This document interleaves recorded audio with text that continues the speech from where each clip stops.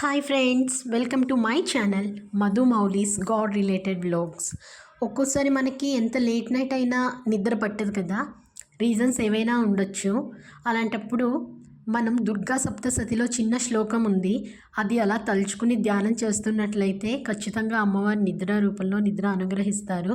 ఎందుకంటే మన శరీరంలో ప్రతి అవయవంలో ఉండి శక్తిగా నడిపిస్తుంది అమ్మవారే. అదేంటంటే, యా దేవి సర్వభూతేషు నిద్రారూపేణ సంస్థిత నమస్తస్తే నమస్తస్తే నమస్తస్తే నమో నమః. ఇది చిన్న శ్లోకమే. ఇది మనం చెప్పుకున్నట్లయితే ఆ అమ్మవారిని ధ్యానం చేసినట్లు అవుతుంది, నిద్ర కూడా పడుతుంది. నిద్ర పట్టినప్పుడు మొబైల్స్ చూసే కన్నా, టీవీ చూసే కన్నా ఇలా చేసుకున్నట్లయితే అమ్మవారిని ధ్యానం చేసినట్లు అవుతుంది, నిద్ర కూడా మంచిగా పడుతుంది. శ్రీమాత్రే నమః. Hi friends, welcome to my channel Madhu మౌలీస్ God